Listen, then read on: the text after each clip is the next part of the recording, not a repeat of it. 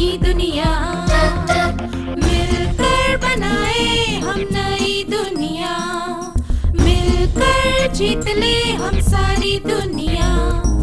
बीच हमें आज बोने दो, रोज उसे थोड़ा बढ़ने दो, छू लेंगे आकाश हम, मन के विचार हकीकत बने, सिद्धि फल से आनंद देंगे, कोशिश कर बढ़े, सोच बुलंद करे।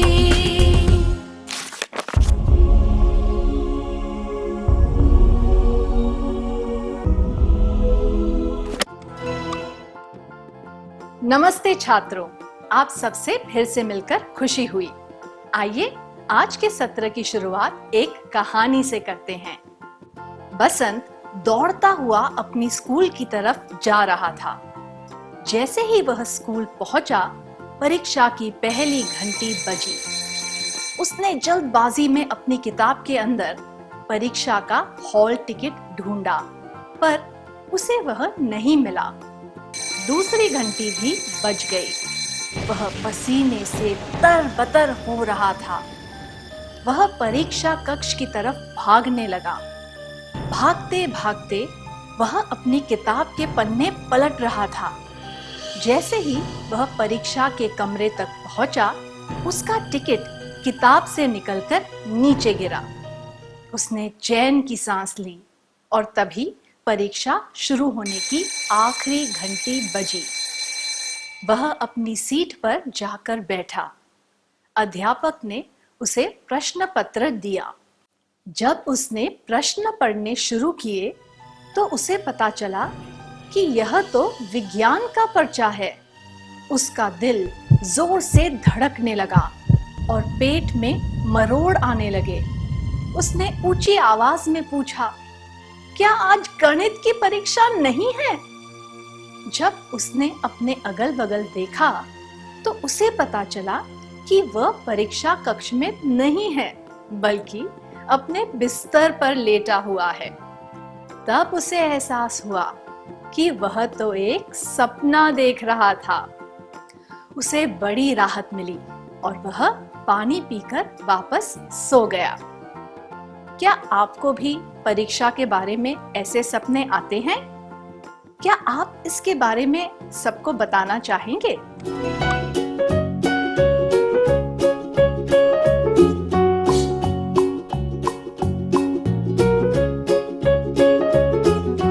अपने डरावने सपनों के बारे में बताने के लिए शुक्रिया।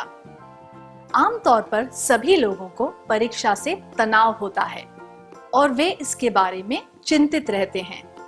अच्छे से अच्छे छात्र को भी परीक्षा से पहले थोड़ी घबराहट होती है, खास तौर पर बोर्ड की परीक्षा से पहले। इस तरह की घबराहट और तनाव को दूर करने के लिए उचित कदम उठाना आवश्यक है। इस बात को हमें गंभीरता से समझना चाहिए। इस सत्र में हम इस बात पर ध्यान देंगे कि परीक्षा की तैयारी सही तरीके से कैसे की जाए। पर इससे पहले हमें यह समझना होगा कि परीक्षा क्यों होती है। क्या हम देखें कि परीक्षा लेने के महत्वपूर्ण कारण क्या हैं और उनकी सूची बनाएं?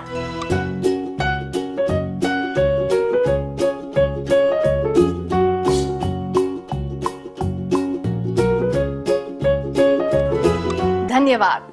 क्या हम परीक्षा होने के मुख्य कारणों के बारे में चर्चा करें? परीक्षा क्यों होती है? ताकि हम अपने ज्ञान को जांच सकें, ताकि दूसरे लोग हमारे ज्ञान को जांच सकें।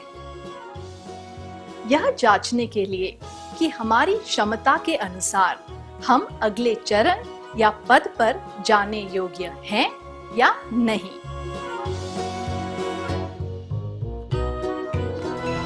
परीक्षा से कहीं नकारात्मक भावनाएं जुड़ी होती है।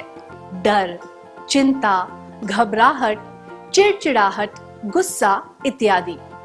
पर हमारे जीवन में परीक्षा का बहुत महत्व होता है। आइए अब परीक्षा की तैयारी पर ध्यान देते हैं। परीक्षा की तैयारी को हम 4 चरणों में बांट सकते हैं। ये हैं सामान्य तैयारी, किसी परीक्षा के पहले का दिन, परीक्षा का दिन, परीक्षा के बाद। सबसे पहले सत्र में हम पहले 2 चरणों के बारे में बात करेंगे और अगले सत्र में हम अगले 2 चरणों के बारे में बात करेंगे। पहले आपके लिए एक प्रश्न है। आप और आपके साथियों को जिला स्तरीय कबड्डी प्रतियोगिता में भाग लेने के लिए चुना गया है। यह प्रतियोगिता अगले महीने होने वाली है। आप इसकी तैयारी कब से करेंगे? जिस दिन से हमें चुना गया था उस दिन से, प्रतियोगिता के 3 दिन पहले, प्रतियोगिता के 1 दिन पहले। आप जिस दिन चुने गए थे उस दिन से ही तैयारी शुरू कर देंगे, है ना? तभी तो आप ठीक से तैयारी कर पाएंगे। 1 दिन या 3 दिन पहले शुरू करने से आप पूरी तरह तैयारी नहीं कर पाएंगे, सही है ना? इसी तरह परीक्षा के 1 दिन या कुछ दिन पहले पढ़ाई शुरू करने से आपकी तैयारी अधूरी रहेगी। परीक्षा की तैयारी समय से पहले ही शुरू कर देनी चाहिए। आपने कबड्डी प्रतियोगिता के लिए अभ्यास शुरू कर दिया है। आप अभ्यास के दौरान क्या करेंगे? आप किन किन बातों पर ध्यान देंगे? आप कौन से तरीके अपनाएंगे? आइए एक शब्द पहेली के द्वारा इनके बारे में जानने की कोशिश करें। कुछ शब्द या वाक्यांश आपको स्क्रीन पर दिखाए जाएंगे, पर उन शब्दों के अक्षरों का क्रम बदल दिया गया है। आपको उन अक्षरों को सही क्रम में लगाकर शब्द बनाने होंगे।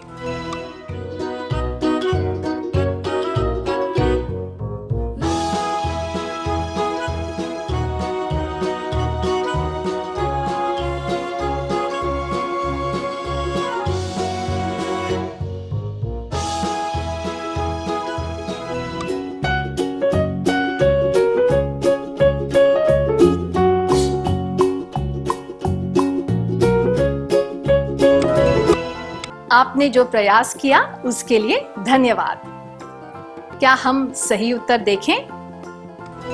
नियमित अभ्यास, उत्साह, धीरे धीरे सुधार लाना, कमियों को दूर करना।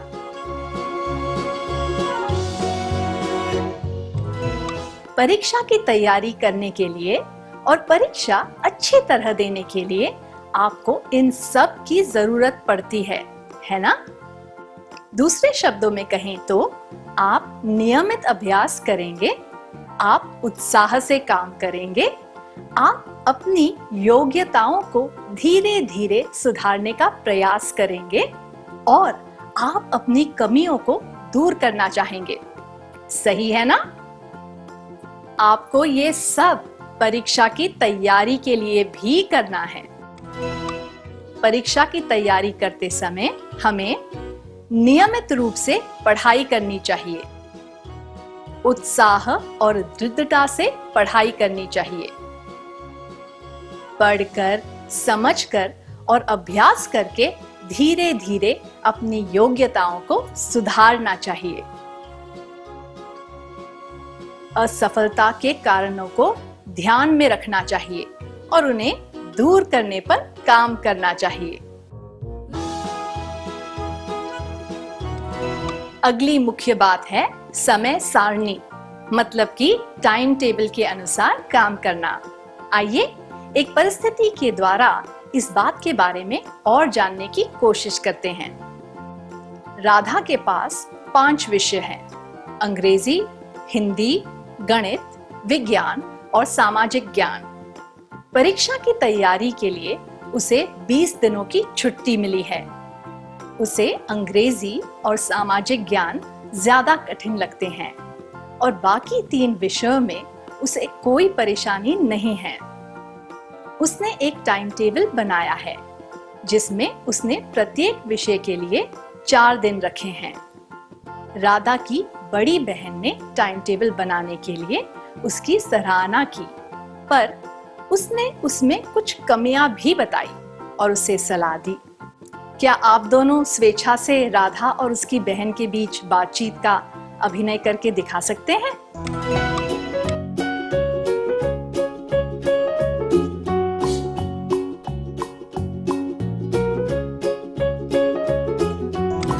धन्यवाद, बहुत अच्छा था। कोई भी महत्वपूर्ण काम करने से पहले एक स्पष्ट योजना बना लेनी चाहिए, खास तौर पे पढ़ाई और परीक्षा की तैयारी के लिए। आप किसी जगह घूमने जाने से पहले क्या करते हैं? आप इन बातों के बारे में सोचते हैं। कहाँ जाना चाहिए? कितनी देर के लिए जाना चाहिए? कब जाना चाहिए? वहाँ क्या कर सकते हैं? इत्यादि, है ना? क्या आप दोनों स्वेच्छा से इसका अभिनय करके दिखा सकते हैं? आपको अभिनय द्वारा यह दिखाना है कि किसी जगह घूमने जाने के लिए आप योजना किस तरह बनाएंगे।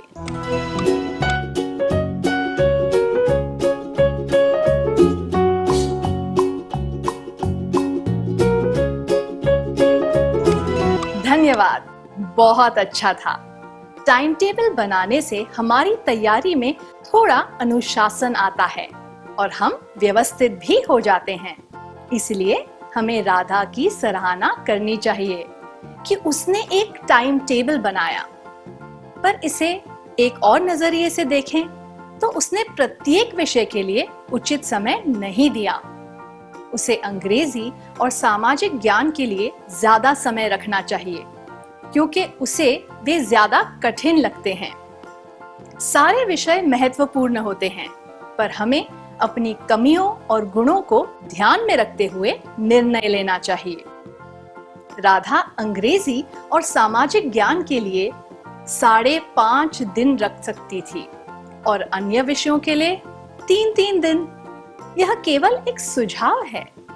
प्रत्येक व्यक्ति को अपनी सुविधा के अनुसार सही निर्णय लेना चाहिए। हमें प्रत्येक विषय के लिए उचित समय ध्यान में रखते हुए टाइम टेबल बनाना चाहिए।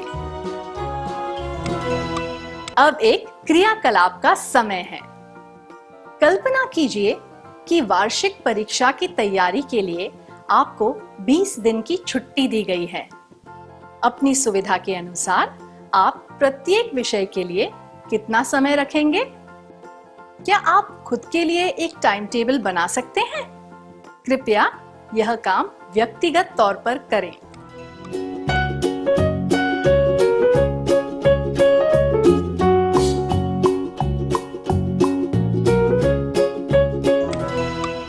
बहुत अच्छा था, धन्यवाद। यह बात याद रखिए कि टाइम टेबल सबको बनाना चाहिए, लेकिन इसे बनाते वक्त हमें अपनी कमियों और अपने गुणों को ध्यान में रखना चाहिए। हमें इस तरह से अपनी पढ़ाई का समय तय करना चाहिए कि हम अपनी कमियों पर ज्यादा ध्यान दे सकें। अब एक और परिस्थिति पर ध्यान दीजिए। कमल और अजय बोर्ड की परीक्षा की तैयारी करने के तरीके के बारे में बातें कर रहे हैं। कमल को लगता है कि किसी भी विषय के लिए अच्छी तरह पढ़ाई करना ही काफी है। अजय को लगता है कि केवल पढ़ाई करना काफी नहीं है। उसे लगता है कि प्रश्न पत्र का नमूना या पैटर्न पता होना भी जरूरी है। क्या आप दोनों स्वेच्छा से इस दृश्य का अभिनय करके दिखा सकते हैं?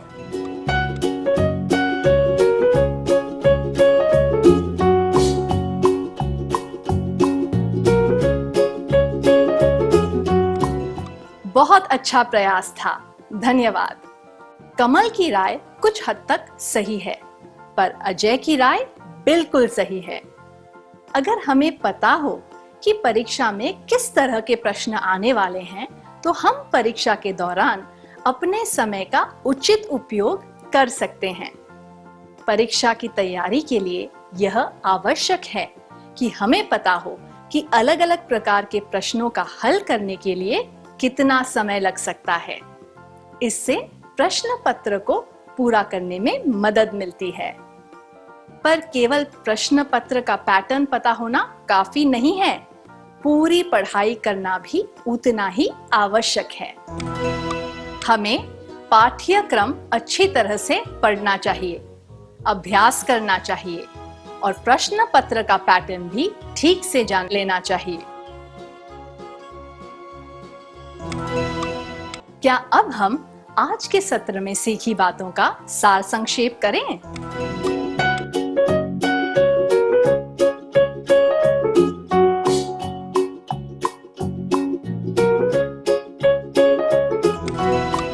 परीक्षा की तैयारी करते समय इन बातों को सुनिश्चित करना चाहिए।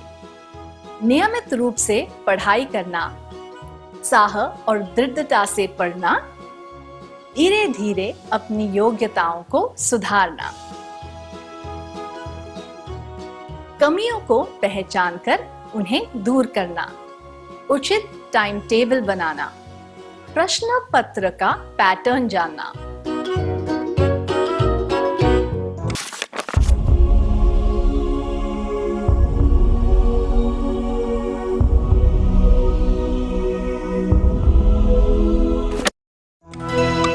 नमस्ते छात्रों, आप सब कैसे हैं? पिछले सत्र में हमने सीखा था कि परीक्षा की तैयारी करते समय इन बातों को सुनिश्चित करना चाहिए। नियमित रूप से पढ़ाई करना, उत्साह और दृढ़ता से पढ़ना, धीरे धीरे अपनी योग्यताओं को सुधारना, कमियों को पहचान कर उन्हें दूर करना, उचित टाइम टेबल बनाना, प्रश्न पत्र का पैटर्न जानना।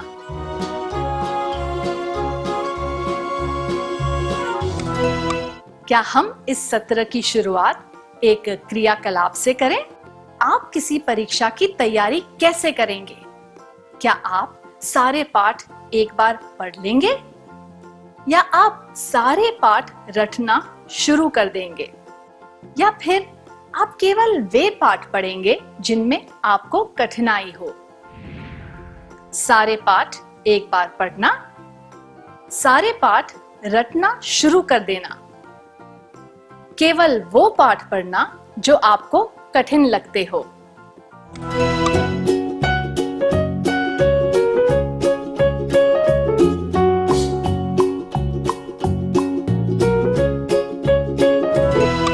सारी बातें रटने से और केवल कठिन पाठ पढ़ने से हम पूरी तैयारी नहीं कर सकते। ये तरीके सही नहीं है। यह जरूरी नहीं है कि ऐसा करने से हम सारे महत्वपूर्ण भाग ठीक से समझ जाए। पूरे पाठ को फटाफट पढ़ने से हमें पता चल जाता है कि पाठ में क्या क्या है।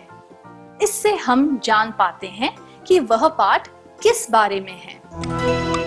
परीक्षा की पूरी तैयारी करने के चरण: फटाफट पढ़ना। इसके बाद हमें ज्यादा ध्यान देकर पढ़ना चाहिए।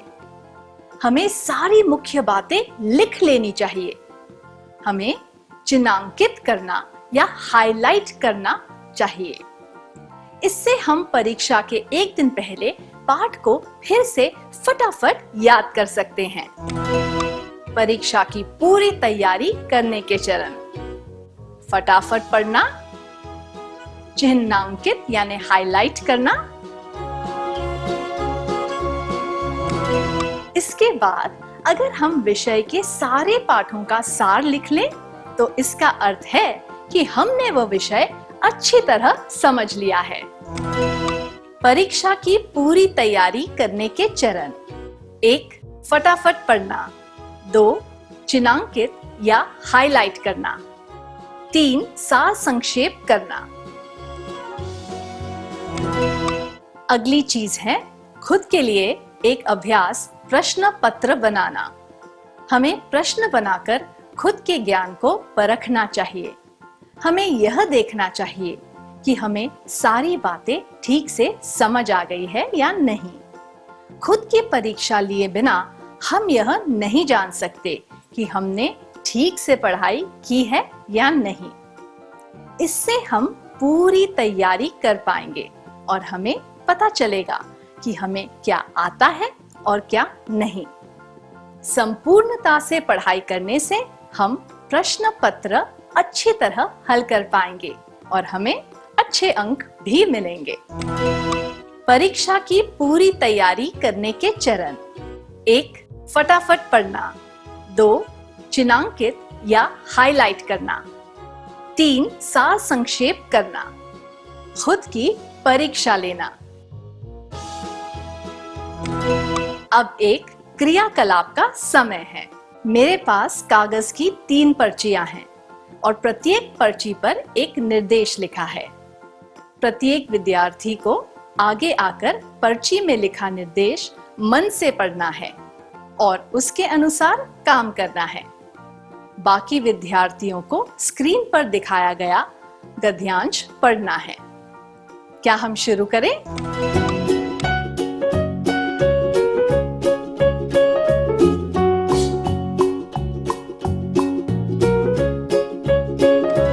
क्या आपने गद्यांश पढ़ लिया?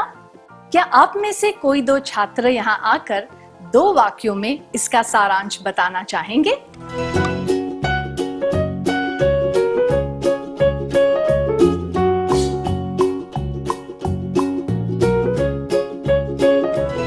धन्यवाद। जब आप गद्यांश पढ़ रहे थे तब वे 3 विद्यार्थी क्या कर रहे थे? वे तालियां बजा रहे थे। वे क्लास में इधर-उधर चल रहे थे।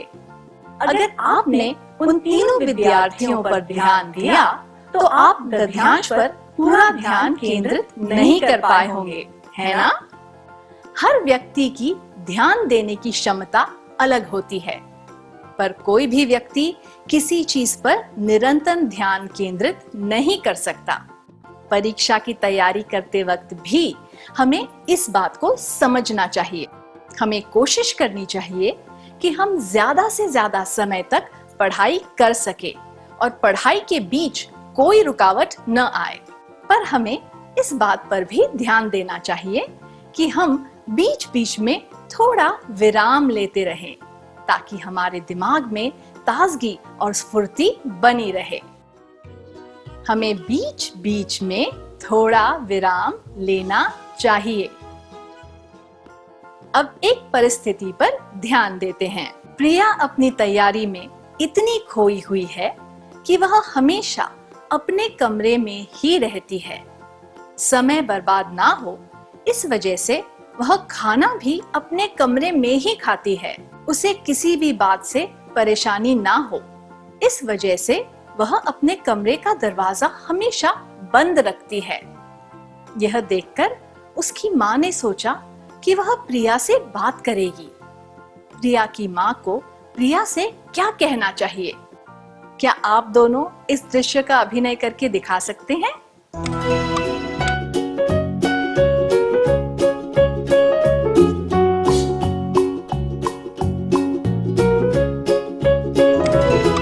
बहुत बढ़िया किया, धन्यवाद। प्रिया को पूरी गंभीरता के साथ परीक्षा की तैयारी करनी चाहिए, पर लंबे समय तक किसी बंद जगह में रहने से और ताजी हवा में न जाने से काम बिगड़ सकता है।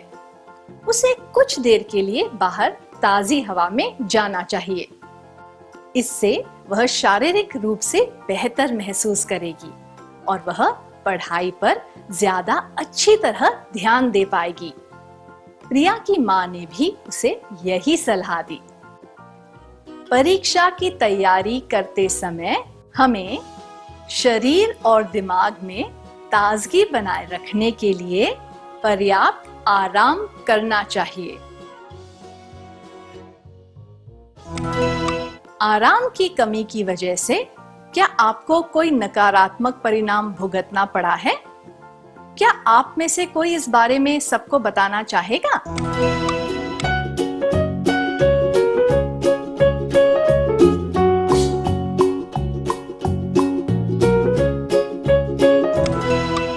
धन्यवाद।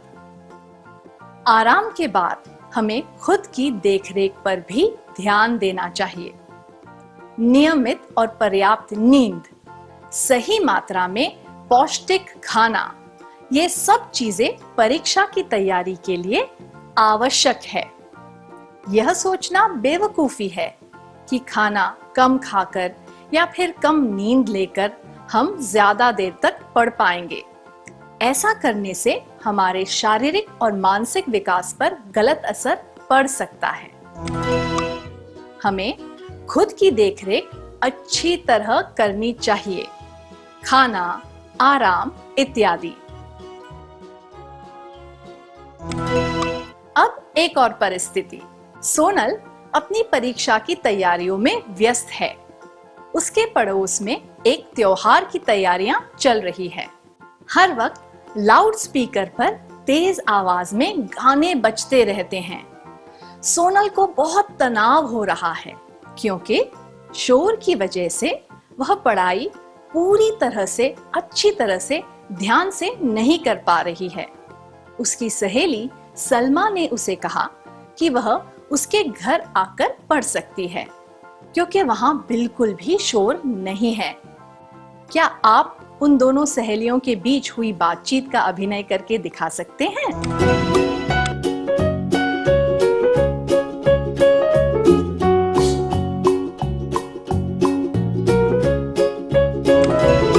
बहुत अच्छा प्रयास था, धन्यवाद। हम ये नहीं सोच सकते कि हमारे आसपास का माहौल हमेशा शांत रहेगा ताकि हम पढ़ाई कर सके।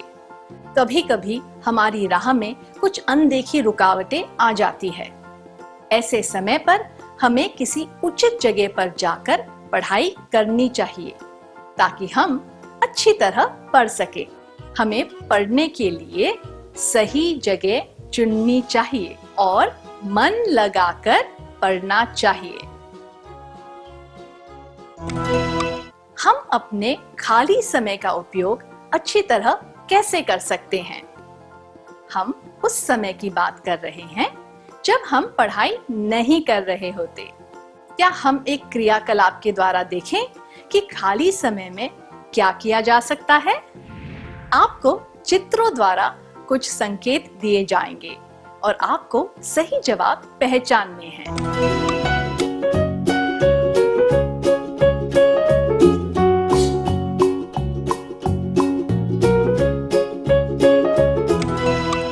बधाई हो, आपने बहुत अच्छी तरह बताया। खाली समय में करने वाले कुछ काम: कुछ देर तक पैदल चलना, व्यायाम या कसरत, दोस्तों या परिवार वालों से बातें करना, रचनात्मक कार्य, संगीत। कुछ देर के लिए हमें कुछ रोचक काम करने चाहिए ताकि हमारे दिमाग को आराम मिले।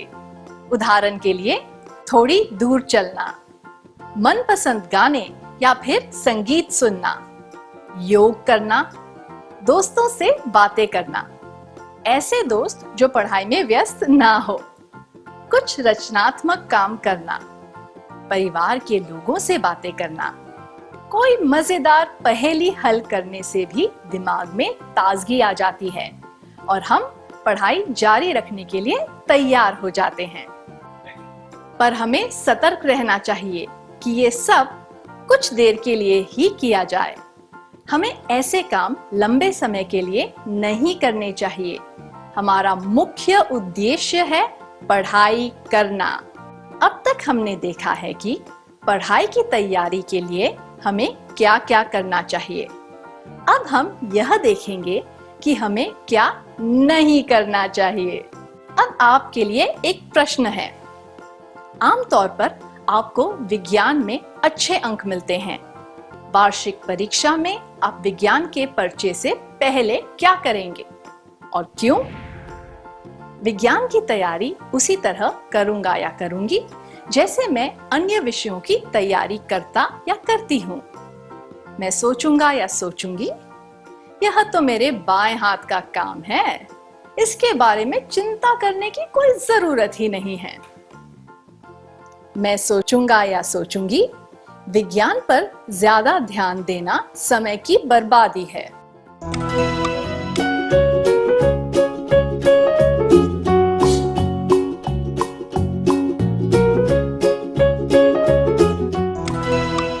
अपने जवाब देने के लिए धन्यवाद।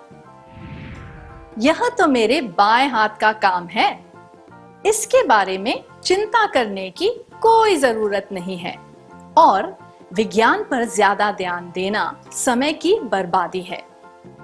इन जवाबों में जरूरत से ज्यादा आत्मविश्वास झलकता है। यह बहुत खतरनाक हो सकता है। अति विश्वास के कारण ऐसा हो सकता है कि आमतौर हमें जितने अंक मिलते हैं उससे भी कम अंक मिले। हमेशा अच्छे अंक प्राप्त हो उसके लिए यह जरूरी है कि हम सारे विषयों की तैयारी पूरा मन लगाकर करें।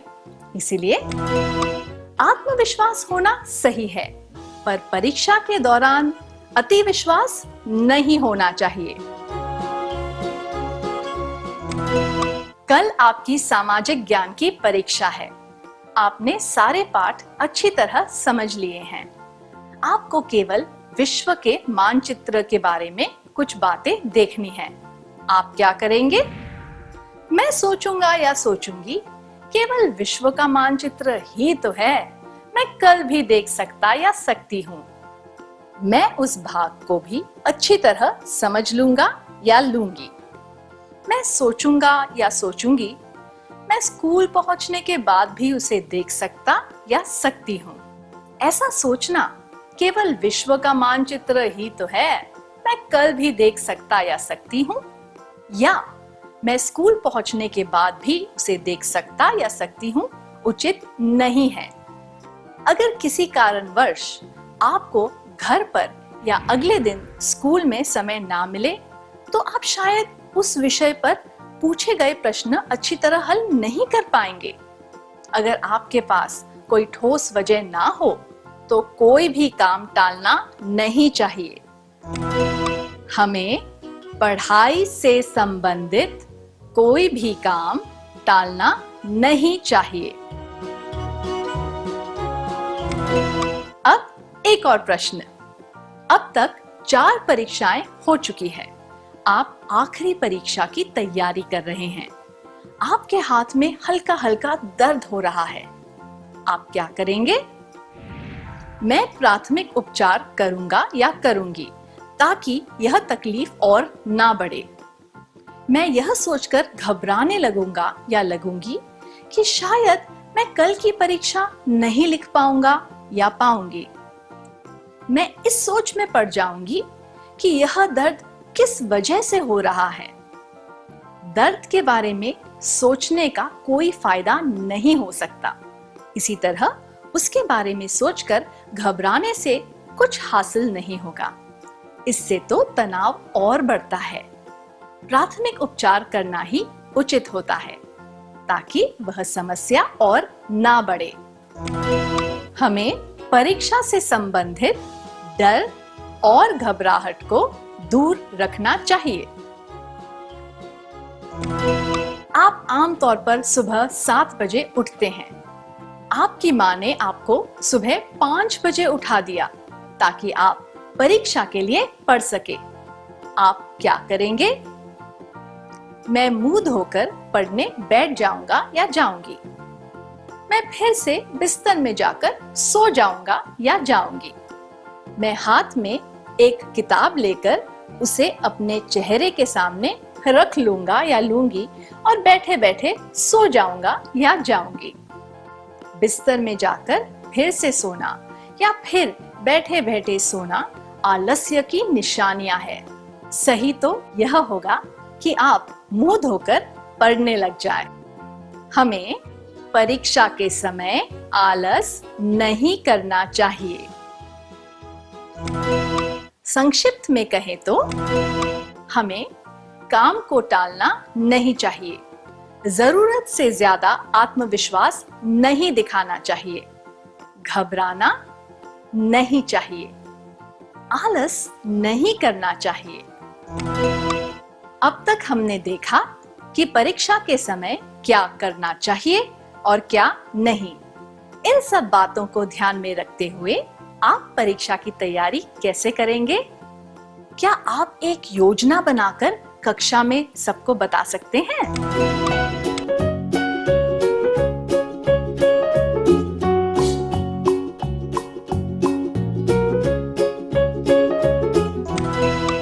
अपनी योजना के बारे में सबको बताने के लिए धन्यवाद।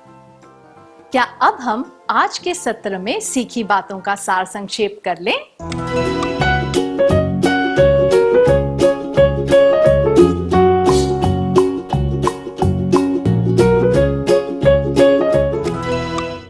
परीक्षा की पूरी तैयारी करने के चरण: फटाफट पढ़ना, चिन्हांकित या फिर हाईलाइट करना, सार संक्षेप करना, खुद की परीक्षा लेना, खाली समय में करने वाले कुछ काम, कुछ दूर तक पैदल चलना, व्यायाम या कसरत, दोस्तों या परिवार वालों से बातें करना, रचनात्मक कार्य, संगीत।